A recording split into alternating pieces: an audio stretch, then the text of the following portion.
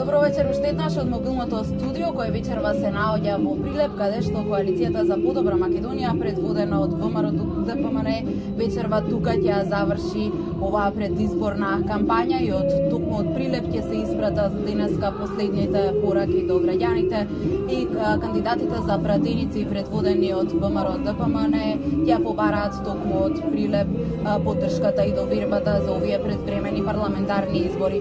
Како што кажа и ти, со мене во мобилното студио е еден од кандидатите за пратеници во четвртата изборна единица со оглед на тоа што треба да се обрати во секој момент пред прилепчани, пред граѓаните тука и да ги испрати своите пораки. Побарав да имам приоритет при ова вклучување. Со мене во мобилното студио е кандидатот за пратеник во четвртата изборна единица, 8ми поред на листата, Димитар Стевананџија. Добро вечер, ви благодарам што ја прифативте поканата. Добро вечер, Бојана, јас ви се заблагодарувам за тоа што ме поканивте.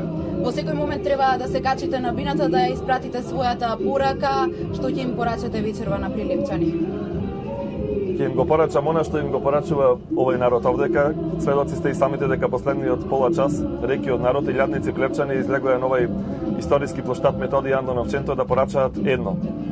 Дека сакаат од понеделник да почне проектот Прилеп 2020 година, во кој што Прилеп ќе почне уште повеќе да се развива економски, проект во кој што Прилеп добива многу нови проекти и проект во кој што граѓаните препознаа политичка опција која што може да ги реализира сите ветени работи.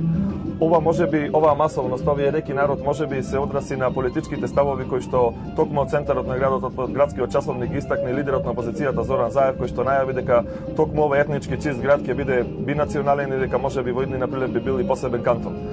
Тоа е мотивот што олкава е поддршката во овој момент на овој завршен митинг на ВМРО ДПМН и коалицијата за подобра Македонија. Да, веќе во моментов можеме да видиме, сигурно тоа го забележа и нашите гледачи од мобилното студио. Граѓаните се дојдени веќе тука да ги слушнат вашите завршни пораки, последни пораки кои ќе ги испратите пред изборите. Што очекувате од недела од 11 декември, што по 11 декември? Очекуваме една голема референдумска победа, како што и доликува на Македонија. Очекувам минимум 63 пратеници, бидејќи тоа во моментов е неопходно на Република Македонија.